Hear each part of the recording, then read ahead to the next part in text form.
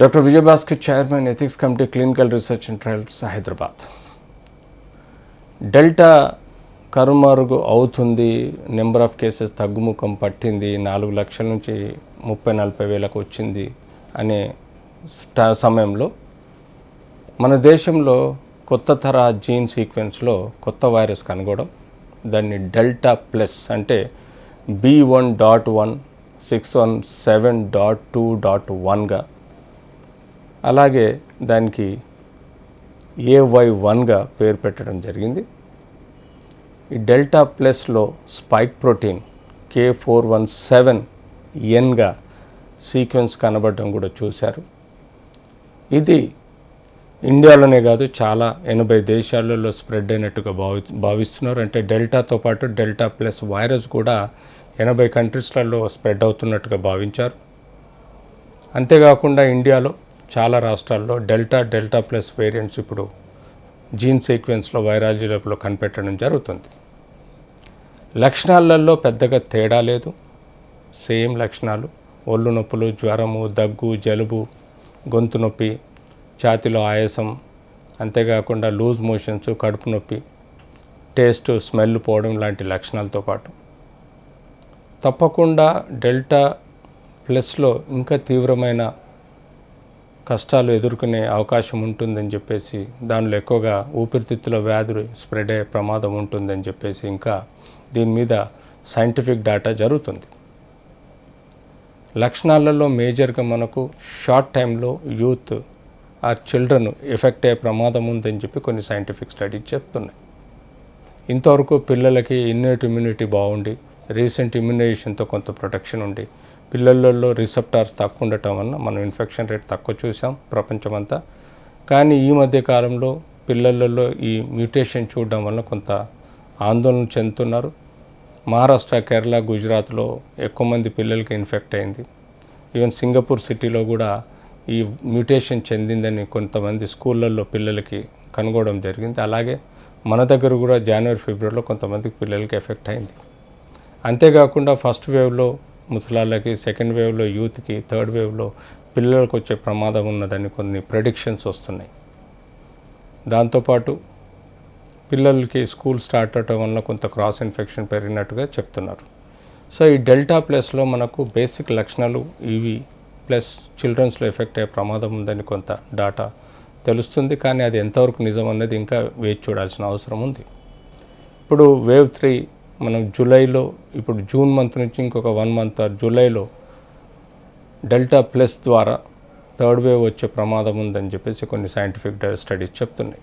ఏదేమైనా మనమంతా సమాయత్తమై మనల్ని మనం సెల్ఫ్ లాక్డౌన్ చేసుకోవాలి. గవర్నమెంట్ చేసినా చేయకపోయినా యాంటీ కోవిడ్ మేనరిజమ్స్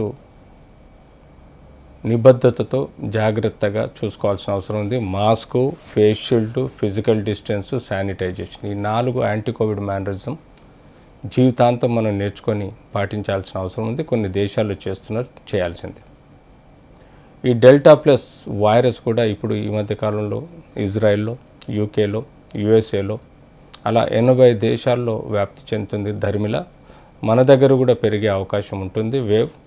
ఈ వేవ్స్ అన్నది వైరస్ యొక్క మ్యూటేషన్ కాబట్టి ఫ్రీక్వెంట్గా వచ్చే అవకాశం ఉంటుంది. సో ఈ వైరస్ నుంచి మనం ప్రొటెక్ట్ చేసుకోవాలంటే బేసిక్ యాంటీ కోవిడ్ మేనరిజమ్స్ పాటిస్తూ వీలైనంత వరకు వ్యాక్సిన్ ఒకటి వేసుకోవాలి. వీలైనంత వరకు క్లోజ్ రూములలో పబ్లిక్ మీటింగ్స్ కానీ ఎలాంటి ఇండోర్ మీటింగ్స్ పెట్టుకోకూడదు. వీలైనంత వరకు ఏ ఫంక్షన్స్ అయినా అవాయిడ్ చేసేసి జాగ్రత్తగా మాస్క్ ధరించి ఉండాల్సిన అవసరం ఉంది. ట్రీట్మెంట్ మోడాలిటీస్ డెల్టాకైనా డెల్టా వైరస్కైనా ఇప్పటికీ ఉన్న బేసిక్ ట్రీట్మెంట్ 70% ఏసిమ్టమాటిక్గా ఉంటారు, వాళ్ళకి ఏమి ఇవ్వాల్సిన అవసరం లేదు. 22% మాత్రం తప్పకుండా కొన్ని లక్షణాలతో వస్తారు. వాళ్ళకి బేసిక్ సిమ్టమాటిక్ ట్రీట్మెంట్ అంటే జ్వరం వస్తే పారాసెటమాల్, దగ్గు వస్తే సిట్రిజిన్, కాఫ్ సిరప్స్, బ్రోమెక్సిన్ కానీ లేకపోతే ఆస్కరిల్ కానీ, తెమడని బట్టి ఆస్కరిల్ ఇవ్వాల్సి వస్తుంది, బ్రోమెక్సిన్ కూడా ఇవ్వాల్సి వస్తుంది. అంతేకాకుండా అవసరం ఉంటే మల్టీ విటమిన్స్ ఇవ్వాలి. ఎవరైతే తీవ్రంగా ఆయాసంతో హాస్పిటల్స్లో అడ్మిట్ అవుతారో వాళ్ళకి అవసరం ఉంటే రెమ్డెసివిర్ ఇంజెక్షన్ ఎర్లీ స్టేజ్లో 3 నుంచి 7 రోజుల్లో ఒక single dose therapy remdesivir replication ఆపడానికి ఇవ్వాలి.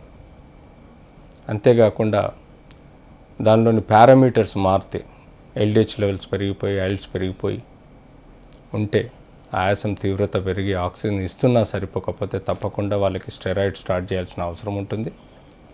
దాంతోపాటు వాళ్ళకి మనం డైమర్ ఎక్కువ ఉంటే హిపారిన్ ఇంజెక్షన్ ఇవ్వాల్సిన అవసరం ఉంటుంది.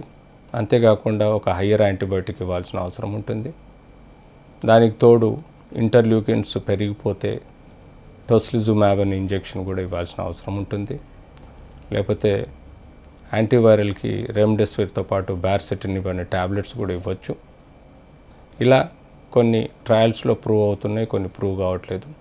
ప్రూవ్ అయిన డ్రగ్స్ని మనం డెల్టా ప్లస్కు వాడుకోవాల్సిన అవసరం ఉంది. ఈ మధ్య కాలంలో మోనోక్లోనల్ యాంటీబాడీస్ అని వచ్చాయి. అవి ల్యాబ్ క్రియేటెడ్ యాంటీబాడీస్. ఈ యాంటీబాడీస్తో కూడా చాలా వరకు ప్రొటెక్షన్ ఉంది.